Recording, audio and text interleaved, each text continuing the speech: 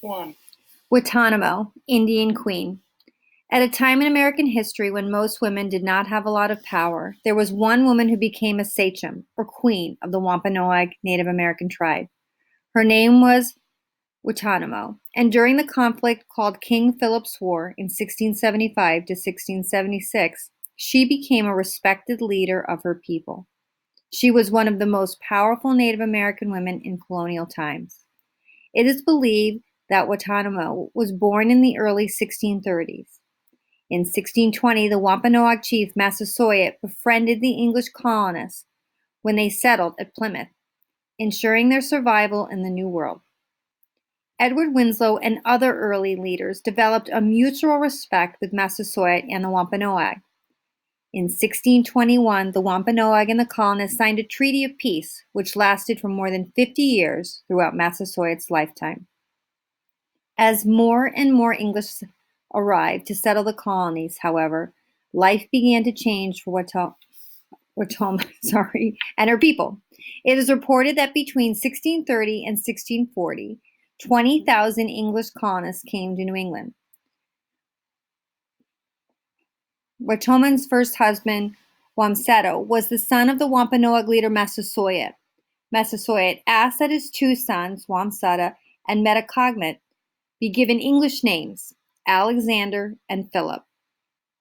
Wamsutta Alex was the older brother of Metacogmet, Philip, who was married to Wetamo's sister. When Massasoit died in 1661, Wamsutta became the sachem of the tribe. But soon there were conflicts with the English settlers. They wanted more and more tribal lands. Wamsutta was arrested by the English and died mysteriously while he was jailed. Now, Metacogmet, or Philip, became the leader or king of his people. Wetamo became sachem, hence named Queen Wetamo of her town, Pocasset, which is now in Rhode Island. She was the ruler of 300 warriors, and in 1665, the Wampanoag chiefs informed settlers that they were to stay off the Native American lands. Metacogmet tried unsuccessfully to unite the Indian people to prevent the English settlers from encroaching even more on their lands. For 10 years, Wetamo helped her brother-in-law Metacogmet, Philip, as he tried to maintain a good relationship with the settlers. When Metacogmet stopped trying to keep the peace with the American colonists and decided to fight them, Wetamo decided to support him. This led to King Philip's War, as the tribes began to fight back by killing settlers and destroying their towns. Her loyalty was to her own people. She was already an enemy of the English because she had lands that they wanted. She no longer wanted to give up her tribal lands, as well as the ability of her people to govern themselves. When her second husband said that he would still be loyal to the English, Wetamo left him to join Metacogmet's warriors. She would marry a third time to Quanonapin, a sachem of the Narragansett tribe. Quanonapin, Wetamo, and Metacogmet traveled together, fighting the English, but also fleeing from the colonial soldiers. At this time, a woman named Mary Ralston had been captured by the Wampanoags when they raided Lancaster, Massachusetts. She was forced to live with them for more than 11 weeks. Years later, Mary wrote about her experiences as a captive of the Wampanoags, and she described the powerful sachem. A severe and proud dame she was, bestowing every day in dressing herself neat, as much time as any of the gentry of the land, powdering her hair, painting her face, going with necklaces, with jewels in her ears, and bracelets upon her hands. The raid at Lancaster was one of the last successful battles of Metacogmet and his warriors. Soon after, Quanapin was captured and shot. Wetamo's sister and her young son were captured and sold as slaves. Wetamo and the rest of the warriors continued to run from the colonial soldiers, but when they tried to return home to Pocasset, they were ambushed.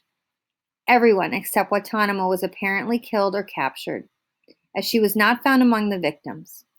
No one knew what happened to her, although some versions of the story say she has escaped and tried to cross a river. A group of settlers later found the body of a Native American woman who had apparently drowned in a river. She was beheaded and her head was displayed on a pole in the town of Taunton as a warning to other tribe members. But no one is sure what happened. No one was sure if it was Wetamo. Increase Mather, a colonial minister and writer, described how the Indian prisoners realized it was Wampanoag's queen.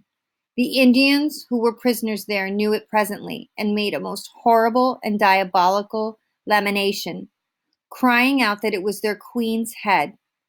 Metacognet was killed soon after. His head was also placed on a pole next to Watamo's. King Philip's war was soon over. Between 1675 and 1676, 600 colonists lost their lives in King Philip's War. 3,000 Native Americans died. Out of the 90 English villages, 50 were attacked by Indians. Even peaceful tribes, such as the Narragansetts, who did not, for the most part, join in the war, were victims. Killed because the settlers feared all Indians and attacked where they could. Many innocent people, both English settlers and Native Americans, died in these violent conflicts. Like the other members of the Wampanoag and Narragansett tribes, Wetamo was fighting to keep the territories that had been her people's for many, many years before the English ever came to America. Although Wetamo and her people were nearly wiped out, some did survive, living with other tribes or escaping to live in other parts of New England, where their descendants still live today. But Wetamo, a queen of her people, was a true leader at a time when most women had almost no power at all.